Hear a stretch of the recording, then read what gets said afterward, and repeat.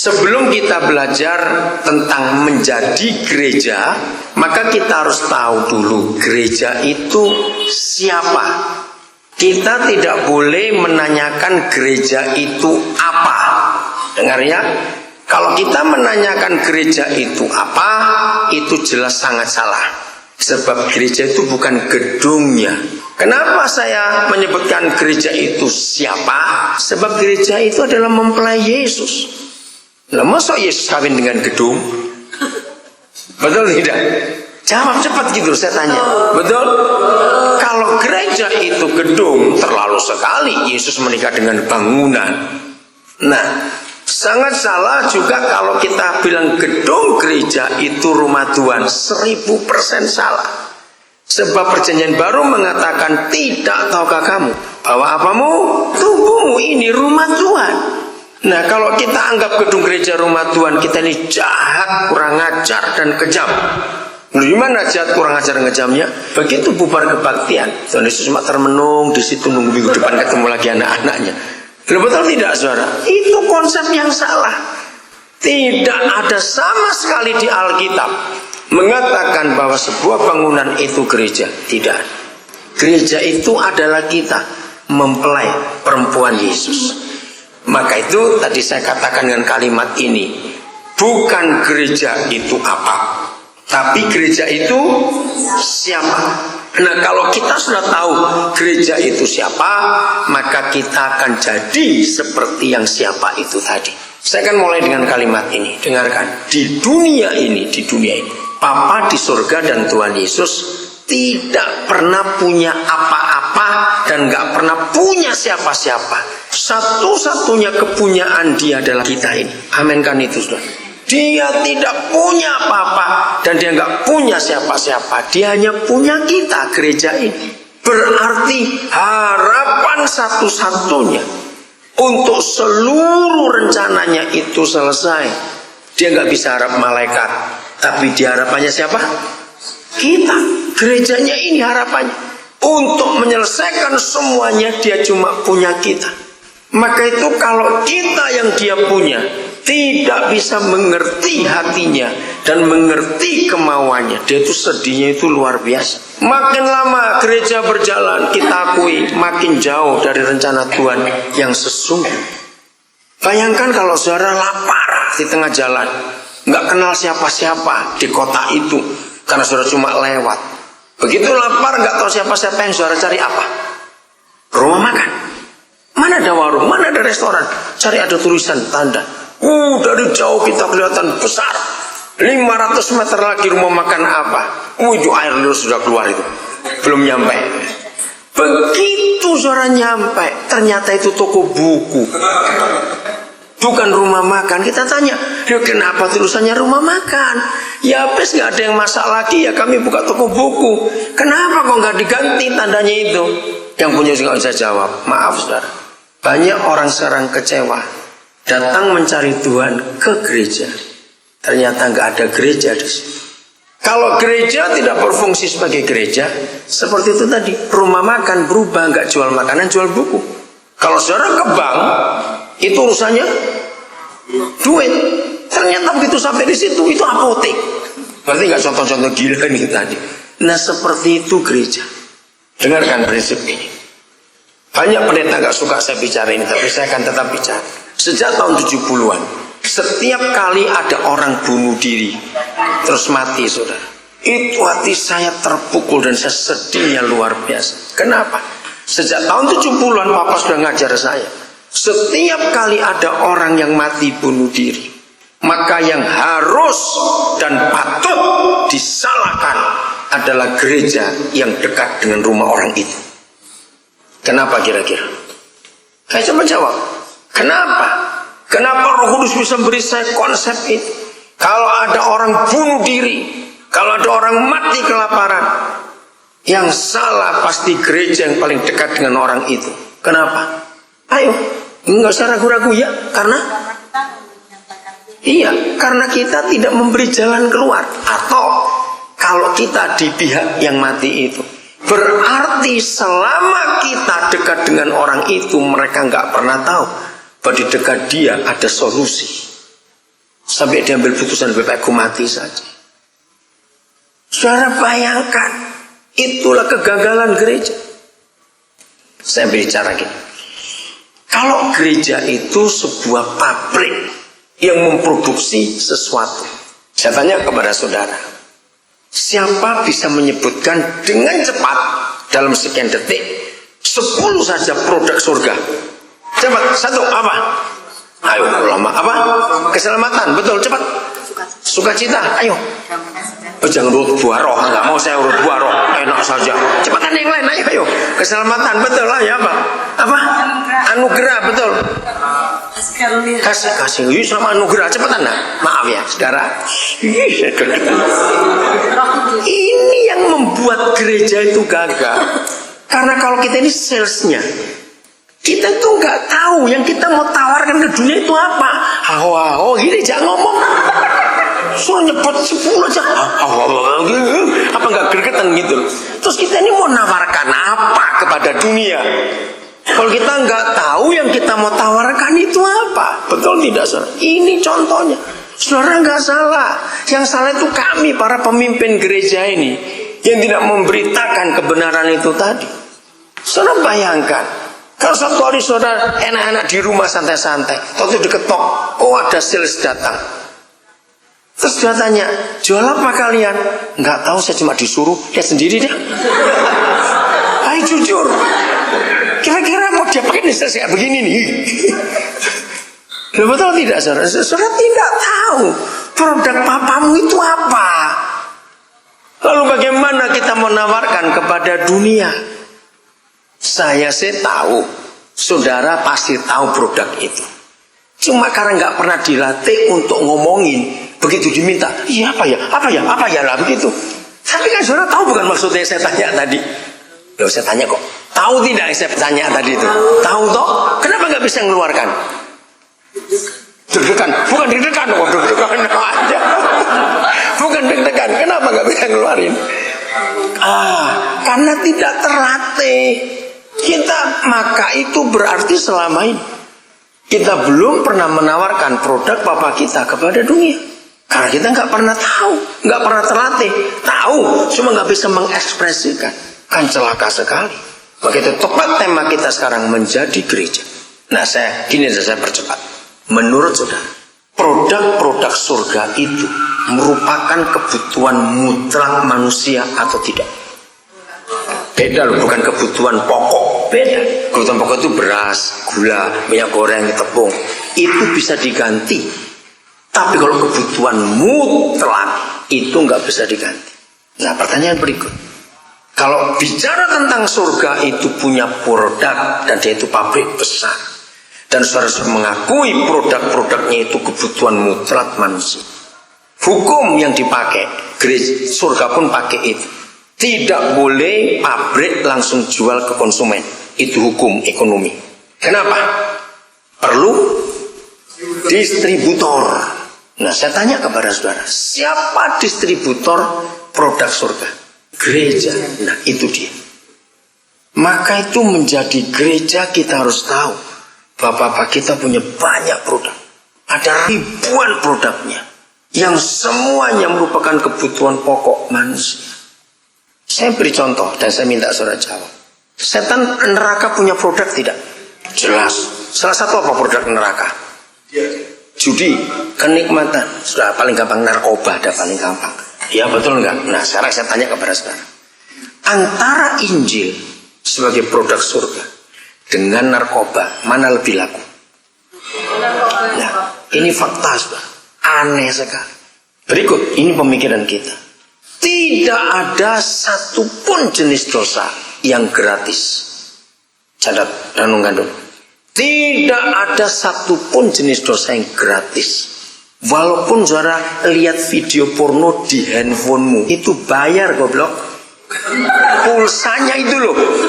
Loh betul tidak? Walaupun saya nggak bayar, saya pinjam teman. Dia temanmu yang bayar, ngawur aja. Ngerti tak? Oh ini. Saya tuh gemes ya gini. Maka itu banyak gereja nggak suka saya karena saya ngomong kasar betul. Tapi setuju toh? Iya supaya kita sadar. Karena banyak pendeta nggak suka saya ngomong kayak gitu. Biarin, saya nggak peduli. Oh, saya akan ngomong terus. Nah, coba lihat. Nggak ada produk dosa gratis, itu tidak ada. Buat dosa apa saja, itu ada harganya. Pasti keluar duit. Nah, produk Injil, produk surga, itu semuanya gratis. Saya bukan bandar, tapi saya tahu harga narkoba itu tahu, kan saya ngikuti. Jangan bilang kalau saya nyebut harga, saya bilang bandar, awas kamu. Yang paling mahal di antara semua jenis narkoba itu namanya kokain. Kokain itu 1 gramnya itu hampir 5 juta rupiah. Gila nggak makanya? Terus di bawah itu ada macam-macam tuh sabu-sabu. Itu 1 gram hampir 1.500.000. Berapa kelipatnya harga emas? Mahal kayak begitu. Ngomong apa ya belakang? Ngomongin saya, awas ya. Kedengaran sampai sini tuh, awas ya. Saudara bisa bayangkan, semahal itu, dengarkan. Dampaknya apa? Coba jawab, apa dampak narkoba? Mati, hancur, neraka, rusak. Betul, karier hancur, rumah tangga berantakan. Marah nggak kita kepada gereja kalau kita lihat fakta ini? Yang mahal, dampaknya mengerikan, mati, laku keras, tanpa iklan, saudara. Itu buat jengkel lagi, betul? Gereja itu pakai iklan, produknya gratis, dan dampaknya, ayo jujur, apa akibat orang yang terima Injil? Wah, luar biasa hidupnya, bukan? Enggak laku, pakai iklan, gratis. Betul nggak, saudara? Ini yang banyak pendeta nggak tahu kenapa saya sering marah pada gereja. Kasihan Tuhan, kasihan Papa kita yang sudah berkorban seperti itu, tapi produknya kalah laku dengan neraka. Nah, dalam ilmu bisnis, kalau ada sebuah produk, walaupun kalian anak-anak muda yang belum tahu bisnis tapi pasti ngerti. Dalam ilmu bisnis, kalau ada sebuah produk mahal, nggak pakai iklan, yang mengkonsumsi bisa mati tapi laku keras. Yang satu gratis, dampaknya itu hebat, nggak laku. Dalam ilmu bisnis yang disalahkan itu siapa? Marketingnya, salesnya, betul. Apalagi manajer-manajernya itu goblok semua. Siapa itu? Siapa marketingnya Injil? Siapa itu salesnya Injil? Coba jawab. Bilang orang lain, pendeta saya. Enak aja pendeta. Oh, bertobatnya nyari pendeta. Ngaku, saya semua bilang kita yuk. Iya, ya kita ini kok pendeta. Nanti saya baptis lagi keluar. Ya nanti. Kita ini yang salah, betul tidak? Karena kita ini salesnya, kita ini marketingnya. Kenapa bisa nggak laku yang gratis?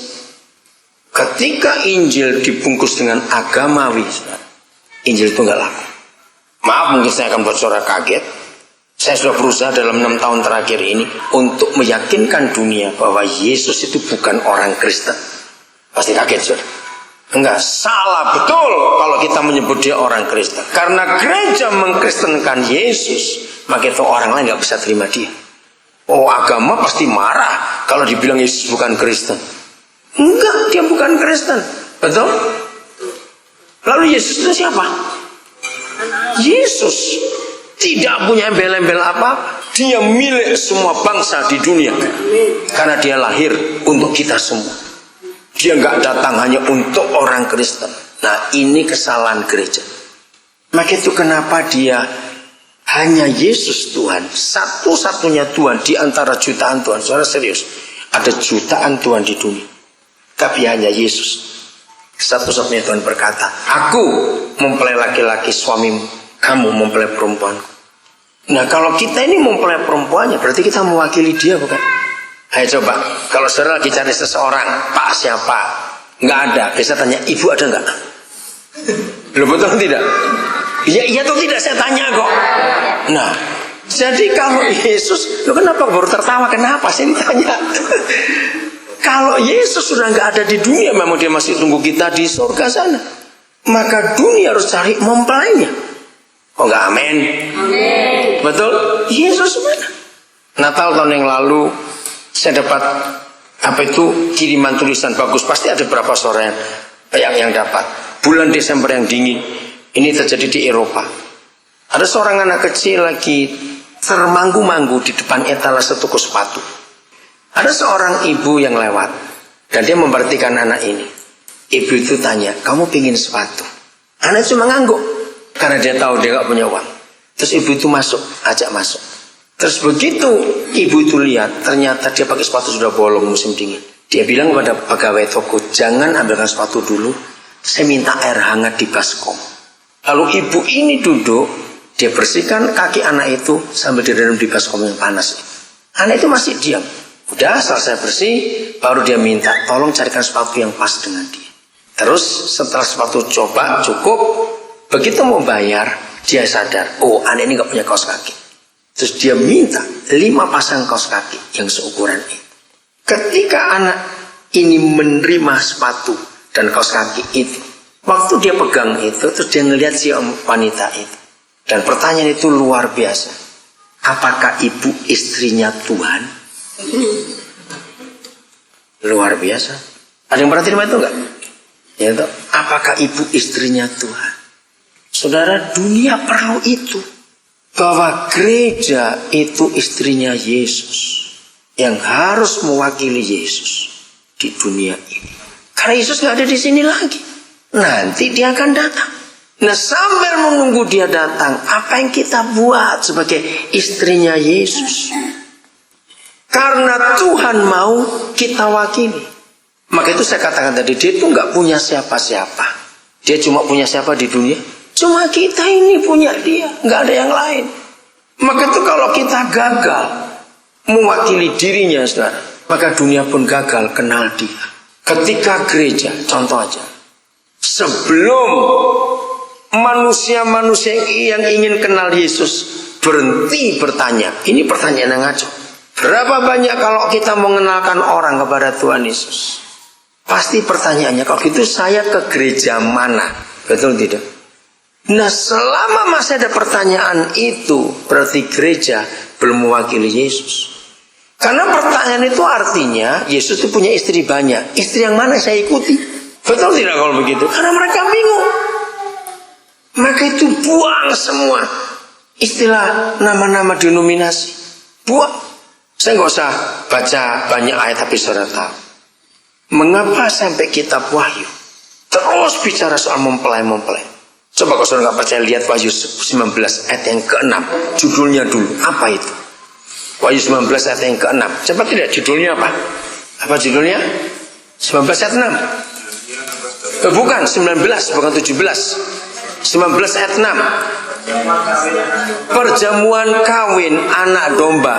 Artinya Tuhan mantu. Boleh gak saya pakai kata itu? Betul? Ada pesta nikah di surga. Pencipta alam semesta punya gawe istilahnya. Nah, jadi sampai kitab Wahyu masih dituliskan itu, bahwa kita ini mempelainya Yesus sebagai gereja. Nah, kalau kita mempelainya Yesus, coba renungkan ini. Kalau foto saudara, ya seorang papa ya, saya ambil papa atau mama, ada flash foto yang 4x6 atau yang lebih gede, postcard tapi setengah badan saja. Terus gunting bagian kepala. Tanyakan ke anak-anak saudara, mereka tahu nggak ini fotonya siapa? Jawab, tahu tidak? Nggak ada kepalanya loh. Tahu tidak? Nggak tahu. Nggak tahu dari mana? Kepalanya nggak ada. Artinya apa, saudara? Bahwa nama itu ada di kepalanya, bukan di badan. Maka itu kalau kita nggak punya kepala, kita nggak punya nama. Ketika gereja sombong, terpecah-pecah, pakai nama masing-masing yang bukan nama Yesus, itulah kegagalan gereja mewakili Yesus di dunia. Karena begitu orang tanya, kamu dari gereja mana? Yesusnya nggak nampak. Maka itu kalau ingin jadi gereja yang benar, buang semua nama itu, hanya pakai nama, aku mempelainya Yesus. Tidak ada yang mau. Karena nama itu penting, itu identitas. Ini yang merusak. Baca Wahyu 20 ayat 4. Ini setelah terjadi pernikahan anak domba. Wahyu 20 ayat 4. Cuma ada satu kriteria. Yang akan memerintah menjadi raja bersama Yesus, cuma ada satu kriteria. Dibaca Wahyu 20 ayat 4. Lalu aku melihat tahta-tahta dan... Ya stop. Ada berapa tahta? Banyak. Tahta. Bukan cuma 2. Oke, terus? Dan orang-orang yang duduk di atasnya. Ya. Pada mereka diserahkan kuasa untuk menghakimi. Aku juga melihat jiwa-jiwa mereka yang telah dipenggal Nah, ini konsep penting. Yang telah dipenggal kepalanya. Terus? karena kesaksian tentang Yesus dan karena firman Allah yang tidak menyembah binatang itu Nah, siapa mereka ini? Ya, terus? dan patungnya dan yang tidak juga menerima tandanya pada Dahinya, dahi dan tangan mereka, dan mereka hidup kembali dan memerintah sebagai raja bersama-sama dengan Kristus untuk masa 1000 tahun. Yang dipenggal kepalanya itu, yang duduk di takhta-takhta itu, yang akan memerintah bersama Yesus di dunia ini. Nah, saudara, tahun 81 saya belajar ayat itu dengan beberapa rekan hamba Tuhan. Kami diskusi, gak adil Tuhan. Kalau hanya bilang yang martir, atau kata martir ya, yang mati syahid karena nama Yesus, tidak menyembah patung binatang semuanya itu, kan gak cuma dipenggal. Ayo, siapa pernah baca kitab Ibrani? Mereka diapakan saja yang karena martir itu? Digergaji, terus disiksa, disalibkan terbalik, banyak dikuliti, digoreng hidup-hidup. Wih, ngeri sekali. Ditarik dengan 4 ekor kuda, kaki tangannya sampai putus badan. Wih, ngeri sekali. Ditombak, dipanah, dipedang, macam-macam. Nah, Tuhan gak adil. Ya, saya ulangi lagi. Jadi yang martir itu banyak cara matinya. Disiksa, digergaji, dimasukkan air panas, dikuliti, wah macam-macam, ditombak, dilembing, digoreng dengan dalam minyak mendidih, dimakankan binatang buas. Nah, harusnya mereka protes karena yang boleh duduk di takhta cuma yang dipenggal kepalanya. Betul tidak, saudara? Itu diskusi kami tahun 81 yang lalu. Ternyata ada seorang desa meninggal namanya Pendeta Ayub Sukondo. Dia dapat wayuan. Bukan itu semua. Maksudnya, artinya, siapa yang mau dipotong kepalanya dan hanya pakai kepala Yesus, itu yang berhak jadi raja. Katakan amin. Karena begitu setiap gadis menikah, maka dia potong kepalanya, karena dia pakai kepala suaminya. Begitu laki-laki menikah, dia potong tubuhnya, dia tinggal kepalanya saja, dan dia pakai tubuh istrinya. Jadi yang mau betul-betul memerintah jadi raja, yang menjadi gereja yang benar, adalah mempelai Yesus. Karena Yesus nggak mungkin punya 2 kepala. Nanti rumah tangga monster itu 1 badan 2 kepala. Untuk nggak bisa. 1 badan 1 kepala. Wahyu 21 ayat 3. Ayat 2. Apa yang terjadi? Ya, Wahyu 21 ayat 2. Salah seorang silakan baca yang keras. Dan aku melihat kota yang kudus, Yerusalem yang baru turun dari surga. Nah, stop dulu. Kalau sampai di situ saja kita nggak ngerti itu apa. Kota yang kudus, Yerusalem yang baru turun dari surga, nggak jelas. Terus kalimat berikut. Dari Allah yang berhias bagaikan pengantin perempuan yang berdandan kudus. Datang dari Tuhan yang berhias sebagai pengantin perempuan berdandan untuk suaminya. Siapa itu? Gereja. Jadi ketika ada gereja yang benar turun ke bumi, lalu ayat 3, terjadi apa? Begitu gereja yang benar turun dari surga, yaitu Yerusalem yang baru. Terus terjadi apa? Terdengar apa? Baca. Maka ia mendengar Yang nyaring dari takhta itu. Ada apa? Ya, terus lihatlah, ya. kemah Allah ada di tengah-tengah. Nah, saya ganti dulu. Kemah Tuhan boleh nggak saya ganti gereja? Ya, memang itu gereja. Yang ayat 2 tadi, gereja dari surga turun ke bumi. Lihatlah, gereja ada di tengah-tengah manusia. Lanjut. Dan ia akan diam bersama-sama dengan mereka. Nah, Tuhan akan diam bersama-sama manusia, saudara. Kita bukan manusianya itu, karena kita adalah gerejanya itu. Jadi begitu ada kita, dimanapun kita ada sebagai gereja, percayalah orang-orang datang berkerumun di situ, saudara. Karena kita gereja yang benar. Terus. Mereka akan menjadi umat. Iya, manusia itu jadi umat Tuhan. Terus. Dan Dia akan menjadi Allah mereka. dan Tuhan jadi Tuhan mereka. Dampaknya ayat 4 kalimat pertama. Maka itu saya katakan tadi, kalau sampai ada orang mati bunuh diri, yang sangat disalahkan adalah gereja yang paling dekat dengan orang itu. Kenapa? Lihat kalimat pertama ayat 4. Apa yang terjadi kalau gereja sudah turun ke dunia menjadi jawaban atas manusia, lalu Tuhan di dalam gereja itu menjadi Tuhan buat mereka, dan semua orang di sekitar gereja itu berlindung dalam kemah itu, dan mereka menjadi umatnya. Terus, dan Ia akan menghapus segala air mata dari mata mereka. Stop. Sisanya baca sendiri. Saya simpulkan, berarti di mana ada gereja, maka orang-orang di sekitar gereja itu tidak boleh menangis lagi. Karena kehadiran gereja menghapus air mata mereka. Maaf, maka itu dimanapun saudara dan saya tinggal, tapi masih ada orang susah di sekitar kita, berarti kita belum jadi gereja yang benar. Di mana kita berada dan masih ada orang bisa menangis lagi, berarti kita gagal jadi gereja. Karena di mana ada mempelainya Yesus, orang-orang yang menangis nggak jadi menangis, terhibur karena mereka ketemu jawaban, yaitu kita jawabannya ini. Coba renungkan betapa dahsyatnya gereja itu. Dunia menantikan. Yesaya 2, apa judulnya? Mulai ayat 1. Maka itu semua gereja sekarang ini salah, karena belum jadi jawaban kepada masyarakat. Gerejanya berhasil membangun gedung, gerejanya berhasil buat acara, buat program, tapi gereja yang punya siapa cepetan? Siapa punya itu? Lu itu masih dua orang ngerti gole ayah. Gawat ini. Udah. Berarti nggak pernah nyetrum selama ini.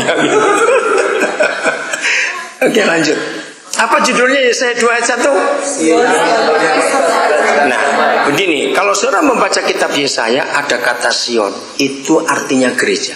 Karena Sion itu pusat pemerintahan, ya. Kalau Gunung Muria itu pusat bait suci. Tapi Sion, Bukit Sion itu pusat pemerintahan karena raja tinggal di situ. Maka itu semua kata Sion di perjanjian lama, khususnya Yesaya, itu pasti bilang gereja. Jelas sekali bahwa gereja itu pusatnya apa? Ayo, perusahaan apa? Kerajaan damai. Lihat gereja sekarang, pusatnya keributan. Betul enggak? Lions Club, Rotary Club, arisan itu jauh lebih aman dari gereja sekarang ini. Jawabnya atau tidak? Menyedihkan, saudara. Karena perpecahan. Maka itu saya pernah ngomong kepada gembala saudara, nggak usah buka gereja lagi, ngapain? Ingat Belitung. Saya tuh nggak setuju buka gereja lagi. Di mana sudah ada gereja, itu buat perpecahan, saudara. Tanya pimpinan saudara, Pak Jimmy Untoro dengan Pak Paul Tan. Tahun 91 saya ribut dengan mereka gara-gara konsep ini. Mereka masih ingat, kalau ketemu saya masih tertawa. Akhirnya waktu mereka ribut sendiri, saya ngomong, ngelihat akhirnya kamu ribut juga. Saya nggak takut untuk bicara ini karena itu sejarah. Waktu saya berkata gini pada Pak Simuntoro dan Pak Paul Tan, karena mereka ingin gereja mereka itu ada di mana-mana. Saya bilang, gerejamu kayak kotak parfum, saya bilang begitu. Loh, kok bisa? Lihat, kalau saudara beli parfum ada kotanya, London, Paris, New York. Loh, serius? Bukan nama gereja kita harus kita tonjol-tonjolkan. Tahun 91, 20 tahun yang lalu saya bicara itu pada mereka. Karena jawaban akan persoalan dunia tidak diselesaikan dengan hadirnya banyak organisasi gereja. Dan fakta sejarah bicara, makin banyak organisasi, makin ribut dunia. Makin apa sih? Makin kacau, betul. Harus Yesus yang dibawa ke tengah-tengah dunia ini, saudara. Dan kita adalah istrinya yang mewakili dia di dunia. Jadi perluasan organisasi gereja dengan perluasan Injil itu beda. Yang disebarkan itu Injil, bukan nama gereja kita. Maka itu kalau kita, misalnya, kok jenengmu lali kiam, jeneng Indonesia siapa? Ya. Taunya Wikiam dari dulu sampai saya lupa. Maaf. Nah, istrinya gembala saudara masih hidup. Betul enggak? Masih ada. Bayangkan kalau suatu hari ketika dia dimana-manakan, saya Nyonya Daniel Alexander. Loh, itu artinya apa?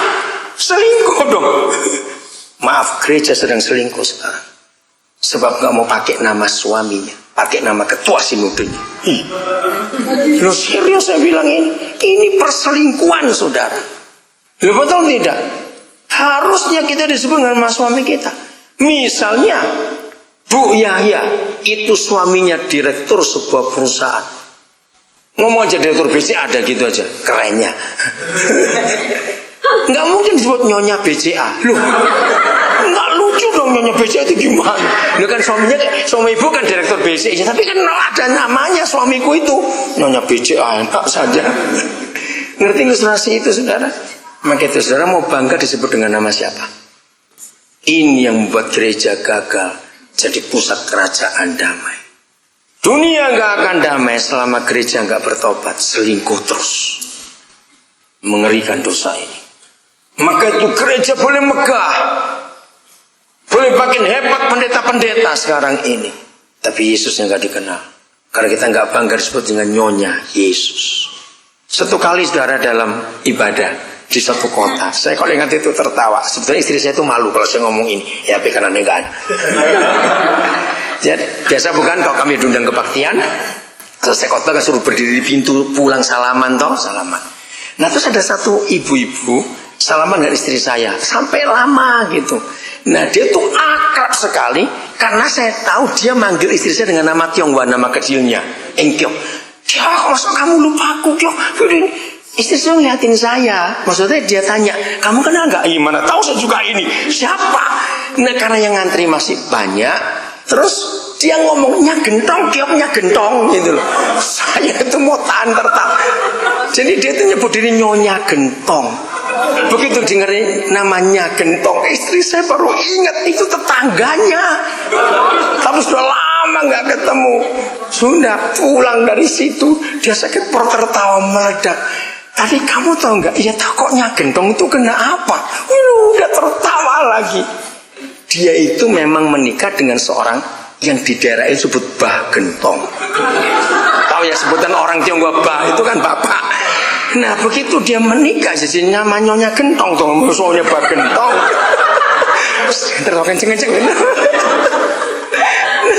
Saudara, dari kasus itu saya belajar ilustrasi yang luar biasa. Dan waktu dinyebutkan Nya Gentong, Kyoknya Gentong, itu dia bangga dan gak malu loh saudara. Bisa bayangkan, itu kan jelek sekali namanya Gentong. Loh sebutan kan zaman dulu orang, pernah tahu nggak ada orang nyebut-nyebut dengan nama apa? Pernah dengar ada nama Mbak Grendel? Di Jepara kan nama Grendel karena dijualan Grendel dulu. Jadi cuma istilah-istilah dulu kan orang-orang tua begitu. Nah dari situ saya belajar. Sejelek apa nama suami kita nggak boleh malu disebut dengan suami itu. Maka itu kalau punya anak perempuan, saya pesankan nggak usah bingung cari nama. Nama kok tertawa? Nama sebagus apa? Kalau kawin dengan Joko Gundul, Nyonya Gundul ini. Ngerti ilustrasi itu? Nah karena itu hukum internasional. Istri perempuan setelah menikah disebut dengan nama suaminya. Oke? Maka itu celakalah gereja karena nggak bangga disebut dengan nama Nyonya Yesus yang harusnya kita mewakili suami kita. Amin. Nah inilah kegagalan. Oke, baca ayat 2 Yesaya 2 tadi, ayat 2 langsung. Coba. Pada hari, ayo. Yang akan terjadi ya. Pada hari-hari yang terakhir, gunung tempat rumah Tuhan akan berdiri tegak gunung-gunung. Nah ini dia pelan-pelan. Kalau membaca jangan selesai, harus mengerti betul-betul pelan-pelan. Ya bukan kamu, ini Omi ngomongin umum gitu. Dengerin dulu saudara ya. Pada hari-hari terakhir. Kapan hari-hari terakhir? Rekaman bisa masuk nggak tanpa mic? Kapan pada hari-hari terakhir? Sekarang ini. Betul loh, sekarang ini hari-hari terakhir. Kenapa? Ini hari-hari terakhir saudara. Terjadi apa? Gunung tempat rumah Yahweh itu berdirinya di baca hulunya. Lu baca lagi baik-baik. Ayo sekarang bayangkan, gunung tempat rumah Yahweh berdirinya di hulunya gunung-gunung. Bisa bayangkan nggak? Jadi posisinya bagaimana? Ini gereja, betul nggak? Rumah Tuhan itu apa? Gereja. Dan itulah kita. Ayo baca, renungkan. Gunung rumah Bapak kita ada di mana? Gereja itu ada di mana posisinya? Di atas gunung. Nah, gunung tempatnya gereja ini berdiri, itu di atasnya, di hulunya gunung-gunung. Tahu kata hulu? Hulu itu apa? Puncaknya, ujungnya. Saya nggak bisa gambarkan. Misalnya kalau saudara lihat daerah puncak kan ada perbukitan. Nah, mungkin yang paling tinggi sebut. Nah, di antara gunung itu ada satu gunung yang paling tinggi. Dari situlah gereja. Kalau gereja posisinya di atas gunung dan gunungnya gereja ini berdiri di atas gunung-gunung yang lain lagi. Ayo, dari jauh kelihatan tidak? Nah, itu yang Tuhan maksud. Pada hari-hari terakhir gereja itu akan dikenal seperti itu. Seharusnya. Tapi sekarang belum terjadi. Sebab masing-masing gereja menonjolkan nama organisasinya masing-masing. Sampai orang bingung. Kalau aku percaya Yesus, masuk gereja mana? Padahal gereja kan cuma satu. Berapa istrinya Yesus? Sehingga orang harus tanya, masuk yang mana? Menyedihkan bukan? Ini kegagalan gereja. Sudah, baca lanjut. Apa yang terjadi kalau gunung rumah Tuhan itu setinggi itu? Maka ya, dan menjulang tinggi di atas bukit. Ya, menjulang tinggi di atas bukit. Segala bangsa. Artinya lebih dari satu atau cuma satu? Segala bangsa. Apa bedanya bergerombol dan berduyun-duyun? Cepat. Ini bukan bergerombol, berduyun-duyun. Berduyun-duyun? Tidak berkira, nggak putus-putus. Kalau bergerombol datang segerombol, berhenti lagi, nanti tunggu lagi waktunya. Berduyun-duyun, segala bangsa. Terus kemana?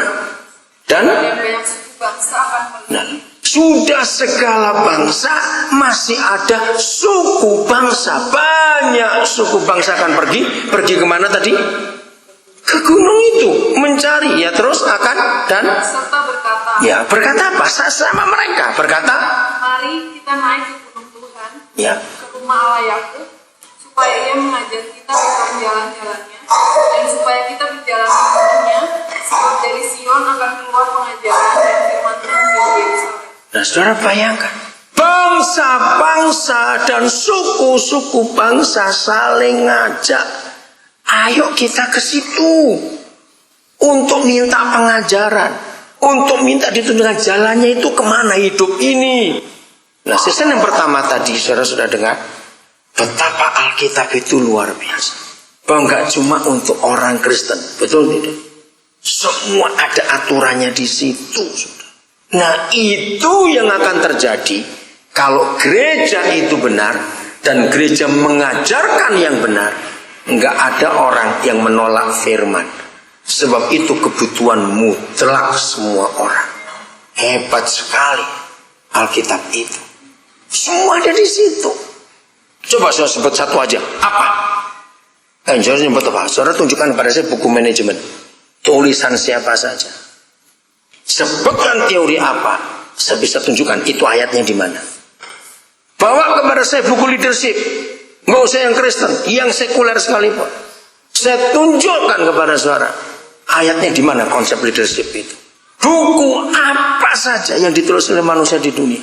Saudara, pusatnya adalah Alkitab itu. Karena firman ini buku segala buku. Sebut satu aja, saudara mau ngomong apa? Apa? Investasi, luar biasa. Coba baca Matius 13 ayat 43. Investasi. Ayo, Matius 13 ayat 43. Udah? Bacakan, yang tanya. Gak ketok, ya, ganti kacamata kok. 13. Oh, 44 berarti, saya salah. Yang kerajaan surga dia. Nah, itu dia. Maaf, saya salah ya. Ya, ulangi, 44.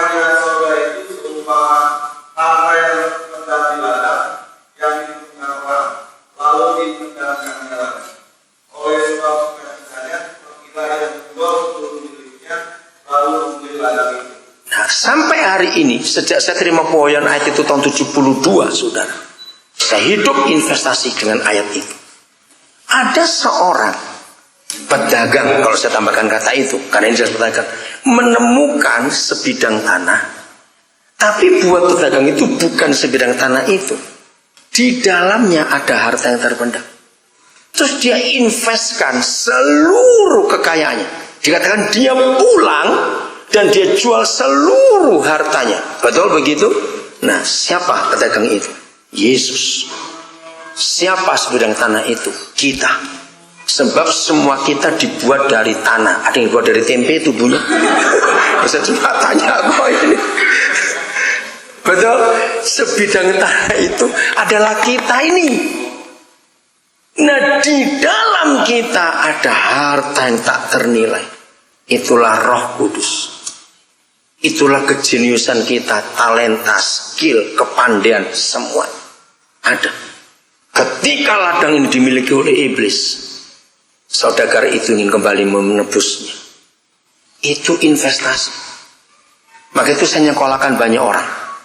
Saya sudah meluluskan kira-kira 300 sekian puluh S1, saudara. 39 master, 3 doktor, 11 dokter umum, 2 spesialis, 1 pilot. Kenapa saya investasikan hidup saya?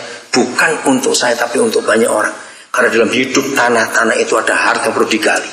Saya dirikan sekolah cukup banyak karena saya ingin orang pintar. Saya nggak mau dirikan gereja karena nggak disuruh oleh Alkitab. Kalau sekolah disuruh. Ayub 22, mulai ayat 25. Coba ayat 22, ayat 25. Investasi. Jadi investasi kita bukan pada bisnis saja, ya. Bisnis boleh, tapi dalam hidup orang. Ya. Ayo, ayat 22, ayat yang ke-25 mulai. Cepat baca. Ya. Oh, ayat 23 berarti. Mulai 23 kalau gitu. Terus, ya.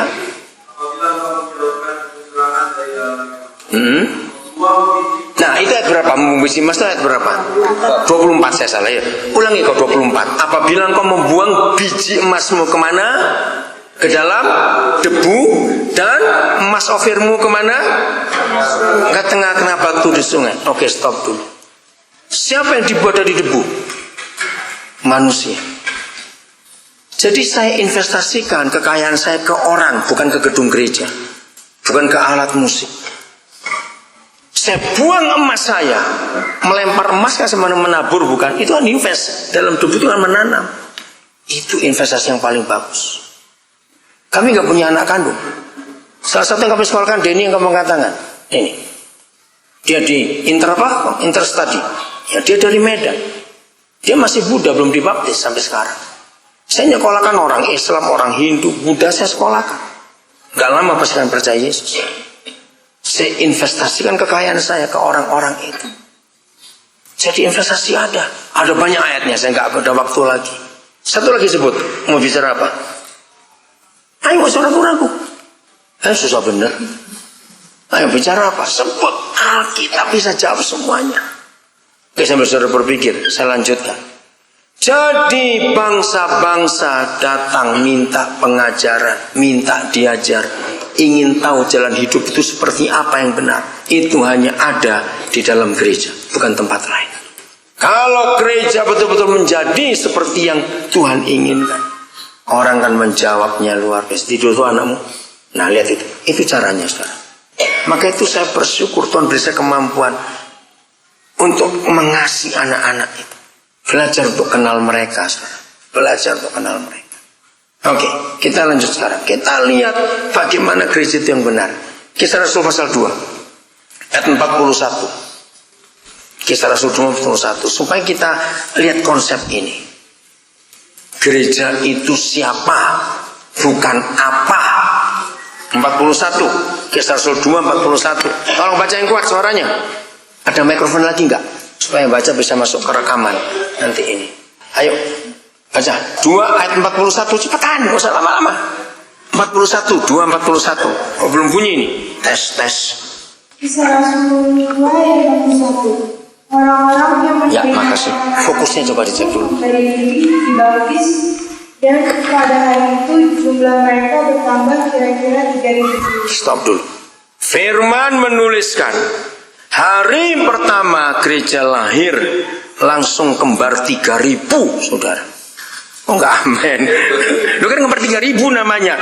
Lu iya atau tidak? Loh, susah bener. Iya atau tidak? Ditanya ini. Iya toh. Nah, 3.000 itu banyak atau sedikit? Sangat banyak, bukan cuma banyak. Ayat 47.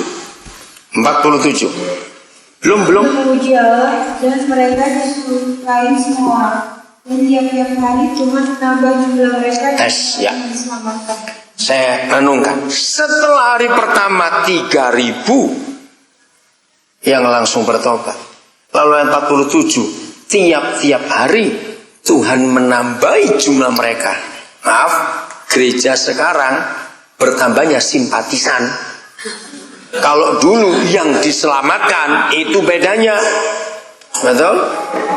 Nah, sekarang 3 bulan kemudian, enggak apa-apa dia bangun kayak. 3 bulan kemudian, kalau tiap-tiap hari ditambah, jangan bilang tiap hari tambah 3.000, enggak, itu terlalu ekstrim. Kira-kira setelah 3 bulan jadi berapa? Cepat angka saja. 20.000, bisa lebih. Oke, ya, ngomong aja 20.000. 3 bulan kemudian. Siapa pernah menemukan dalam ayat Kisah Rasul, entah di pasal berapa saja, saudara pernah baca? Masuk nggak ini ya? Dengar nggak? Dengar ya, oke. Adakah satu ayat saja yang menyebutkan di Kisah Para Rasul Pak Petrus bentuk panitia pembangunan gedung? Loh, saya tanya serius kok tertawa. Jawab, ada tidak? Nah, itu gobloknya gereja zaman sekarang. Yang nggak ditulis dilakukan, yang ditulis nggak dilakukan. Goblok gereja itu sudah. Itu aja sudah. Pen itu tahu kata ini. Menyedihkan. Saya pernah menghitung, saudara. Yang dibuat oleh gereja sekarang 70% tidak ditulis oleh Alkitab. Gila sekali. Lalu ditaruh mana orang sebanyak itu? Lihat kurang ajarnya pendeta zaman sekarang. Jemaat baru 4 ekor sudah bentuk panitia pembelian tanah. Yang 3.000 nggak pusing. Loh, betul nggak? Boleh nggak saya ngomong seperti ini? Ya memang begitu. Kasihan jemaat tiap minggu khotbahnya, jangan lupa duit ya, karena mesti bayar ini kreditnya bulanan ini. Siapa yang nyuruh bangun gedung? Alkitab nggak nyuruh. Pertanyaannya, berapa gedung besar pada zaman Petrus hidup pada Kisah Rasul di Yerusalem? Cuma ada 2. Ya, Bait Suci dan satu lagi, Istana Herodes. Itu yang gede cuma 20.000 orang. Pertanyaan lagi, mungkinkah mereka sewa salah satu untuk kebaktian? Lu kok tertawa? Saya ini tanya. Maka itu logika teolog nggak nyampe mikir gini, saudara. Saya kalau baca Alkitab pakai logika anak-anak. Mungkin tidak mereka sewa gedung itu salah satu aja untuk kebaktian. Loh, masa enggak? Oke. Alasannya kenapa mereka nggak bisa nyewa? Ada 2 alasannya juga. 1, nggak punya uang, betul. Kedua, bukan nggak cukup, nggak boleh. Sebab mereka kan dibenci waktu itu. Ingat Paulus ngejar-ngejar. Jadi mereka nggak boleh. Pertanyaan berikut, kalau begitu kumpulkan di mana ribuan orang itu? Tanah lapang nggak juga ditangkap sih. Oh, di lapangan katanya nggak mungkin. Nah ini saudara nggak teliti baca Alkitab. Baca ayat 42-nya. Ini yang kita nggak pernah tahu. 42. Mereka dalam ajaran rasul-rasul dan dalam persekutuan, dan mereka selalu berkumpul untuk memecahkan roti dan berdoa. Di rumah masing-masing ada ayat berapa itu ya? Ayat berapa kalau gitu? 46. Iya 46. Oke 46 coba baca. Dengan bertekun dan dengan semangat. Dan saat mereka berkumpul tiap-tiap hari dalam bait Allah, mereka memecahkan roti di rumah masing-masing. Nah, di rumah masing-masing secara bergilir. Jadi mereka kumpul sebanyak itu bukan di lapangan, Ci. Bukan di Bait Suci, di Istana Herodes tidak, tapi di rumah-rumah. Baca bagian terakhir Kisah Rasul 28 ayat 30-31. Paulus, saudara, sampai ujung Kisah Rasul pun ditulis seperti itu. Nggak ada kata beli gedung, bangun gedung, cari gedung, buat gedung, tidak. Tapi apa ayat 30, 31, kisah 128, ayo cepat. 28 ayat 30, 31. Ayo cepatan.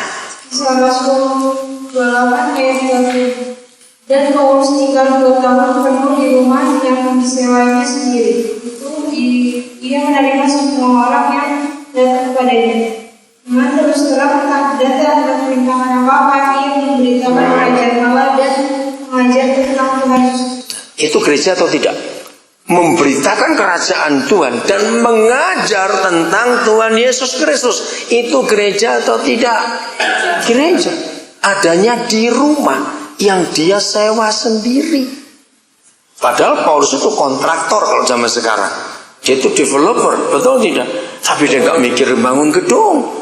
Jadi sampai akhir kitab Wahyu pun di Alkitab nggak ada satu konsep gedung untuk kebaktian. Selalu rumah. Maka itu ketika saya tahu ini tema keluarga, retreat keluarga, keluarga kita lah gereja itu, saudara. Dimulai dari rumah. Saya akan akhiri season ini dengan menjadi gereja itu adalah kita. Baca sekarang ini bagian terakhir.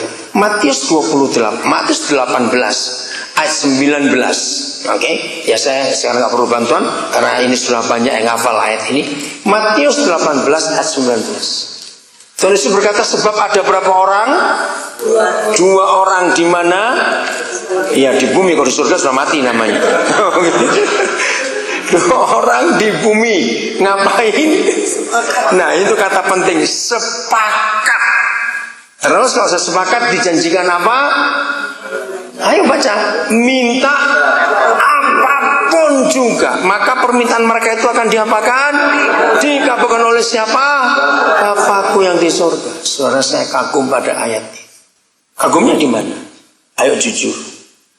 Secara logika, mungkin nggak Papa di surga menggenapi ayat itu? Minta apapun juga tanpa batas. Berarti saudara bisa minta gajah 5, ini minta harimau 4, itu minta kereta api 8, minta pesawat 2. Ayo.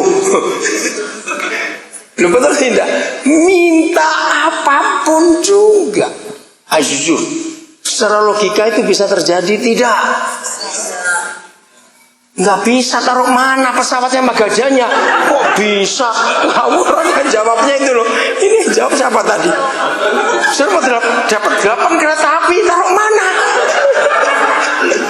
Loh, ini yang nggak pernah mikir saudara ini kok. Jadi nggak mungkin. Sebenarnya nggak mungkin. Ayo, sekonglomeratnya seorang konglomerat. Apakah mungkin kalau anaknya minta apa? Ya gitu, ayo. Mungkin tidak. Nggak mungkin. Nah itu yang mengganggu pikiran saya. Saya tahu yang ngomong ini Tuhan Yesus, pasti benar. Tapi kan nggak mungkin minta apapun juga. Ketika saya sedang diskusi itu dan Roh Kudus dan dia tahu saya melawan, nggak mungkin Tuhan. Dia jawab. Yang penting bukan permintaannya. Yang penting itu yang minta itu siapa? Oh, baru ngerti. Siapa yang minta? Khusus. Dan tidak sembarang 2 orang. Ingat itu. 2 orang yang punya satu kriteria. Apa kriterianya? Sepakat. Bahasa Alkitab kata sepakat itu janji sehidup semati. Siapa 2 orang yang berjanji sepakat hidup semati? Suami istri. Maka itu kalau kita menikah harus ada janji setia, tidak boleh bercerai, tidak boleh ada yang lain.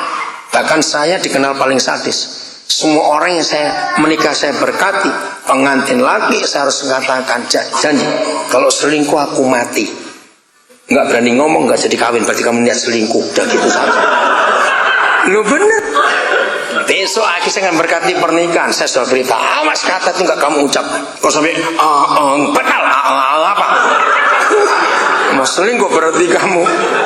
Benar, saya dikenal sadis yang nggak peduli. Supaya semua suami takut akan Tuhan. Setuju bukan? Nah, tolong Pak Gembala, semua janji nikah diulangi lagi. Terus ngomong itu, selingkuh mati. Ingat ya, Johan juga awas ya, kamu ngomong.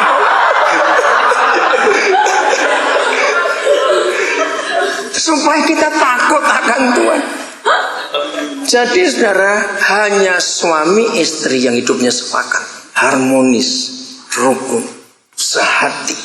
Itu minta apa saja doanya nggak dijawab. Kesimpulannya, kalau begitu, apabila ada rumah tangga yang benar, suami istri hidupnya harmonis, sepakat, ada nggak masalah, nggak pernah selesai dalam keluarga itu? Kalau mereka pakai ayat itu, ada nggak yang nggak bisa selesai? Tidak ada. Maka itu setan mengganggu keharmonisan kita. Perkara-perkara kecil bisa jadi besar suami istri. Hari ini setelah kita tahu firman ini, kita harus sadar. Nah, setan itu saya temukan jauh lebih rajin dan jauh lebih teliti baca Alkitab daripada orang Kristen dan pendeta. Catat baik-baik. Loh benar, ya itu contohnya. Yang gitu tuh dia teliti, saudara. Karena setan tahu yang bisa mengalahkan mereka cuma harmonis dalam keluarga. Jadi sebelum yang bisa mengalahkan mereka, yaitu kita suami istri, bisa mengalahkan mereka, mereka kalahkan kita balik. Dengan cara apa? Diganggu dan hal-hal kecil. Ayo sudah menikah janji. Jujur, kita tuh nggak pernah ribut karena atap jebol, dinding pecah, enggak. Betul. Kita ribut cuma karena kancing, matiin lampu, sandal. Ayo janji yuk bisa nikah nih. Betul, nggak ribut itu kecil-kecil, nggak ada masalah yang sepele. Ya atau tidak? Ayo ngaku nih suami istri. Nah itu kita. Maka itu setan ganggu yang kecil-kecil itu untuk kita nggak sepakat. Artinya suami istri, kalau kita itu mungkin kita aku nggak benci, betul nggak benci. Aku ini betul nggak benci, cuma jengkel. Gobloknya sama, nggak benci tapi jengkel. Begitu ada rasa jengkel suami istri, doa kita nggak terdengar karena kita nggak kompak lagi. Maka itu kata sepakat jangan dianggap enteng. Rendahkan hati suami istri, jangan saling nyalakan. Kalau saya terangkan Efesus 5, saya nggak ada waktu. Efesus 5, 22-33 itu menjelaskan. Karena begitu kita menikah, suami adalah kepala, istri adalah tubuh, maka konsep tubuh dan kepala dengan tubuh, itu kalau satu salah, dua-dua pasti salah. Loh ya atau tidak? Kalau satu benar, dua-dua pasti benar. Simbol foto itu apa tuh dari tadi? Nggak cuma tanya aja. Saya pasti bingung. Saya mau gaya apa lagi di foto bersama dia?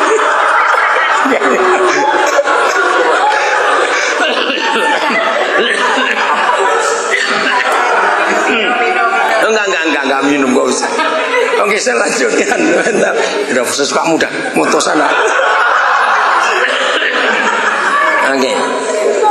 Saudara, dahsyat betul. Kalau suami istri bisa sepakat itu luar biasa. Maka itu jaga diri kita. Tadi minum saya itu di situ. Duduk siapa tadi? Ada botol di situ ya toh alas. Oh ya udah apa? Enggak, saya nggak minta, cuma ingetin jadi ambil itu. Janji ya. Kalau satu salah, dua-dua pasti salah. Kalau satu benar, dua-dua pasti benar. Karena kepala dengan tubuh. Siapa pernah tersandung? Semua, bukan saya aja. Kalau ada orang nggak pernah tersandung, itu namanya boneka. Waktu kesandung sakit nggak? Sakit sekali. Apa kepala maki-maki? Goblok, matamu di mana? Kenapa kamu jangan nggak lihat-lihat? Begitu tidak? Itu kepala gila itu. Walaupun kaki ini sakit waktu tersandung, kepala nggak boleh marah. Siapa sering pusing kepalanya? Iya enggak? Tubuh nggak boleh marah. Aku bosan, kepalamu pusing. Aku mau ganti kepala lain dulu. Ganti kepala lain bagaimana? Mati. Yang potong kepalanya pasti mati. Maka itu Malaki 2 ayat 16. Catat. Malaki 2 16. Firmannya, aku benci perceraian. Malaki 2 16. Aku benci perceraian. Wih, dahsyat sekali itu. Jadi suami istri, kalau satu salah, dua-dua pasti salah. Kalau satu benar, dua-dua pasti benar. Amin. Ayat 20, Matius 18. Ayat yang terakhir, ayat 20-nya. Matius 18. Malaki itu sebelum Matius. Oke? Ya, sekarang Matius 18 ayat 20. Ada terjemahan yang salah di situ. Harusnya begini. Sebab di mana ada dua orang dan orang-orang ketiga berkumpul dalam namaku, maka Yesus bagaimana? Ayo baca Yesus mana? Ada di tengah-tengah mereka. Sangat salah kalau ayat 20 itu selalu dipakai oleh banyak gereja untuk memulai kebaktian. Saudara-saudara, Yesus berjanji kalau 2-3 orang saja berkumpul dia ada. Apalagi kita lebih dari 2-3. Maksudnya Yesusnya banyak. Enak aja. Itu konsep yang salah. Kita nggak melihat ayat sambungan ayat yang lain. Kita cuma satu ayat. Begitu banyak yang salah. Contoh lagi. Siapa yang sering dengar orang memberi kalau mau ada persembahan pasti pakai ayat Lukas 6 ayat 38 dengan ukuran dan takaran yang ditekan-tekan semuanya itu. Gobloknya luar biasa. Itu bentuk persembahan, saudara. Baca ayat-ayat di atasnya. Itu bicara untuk mengampuni orang, goblok. Bukan untuk persembahan, goblok. Duh, jengkel saya lihat gereja ini. Itu nggak ada urusan persembahan sama sekali.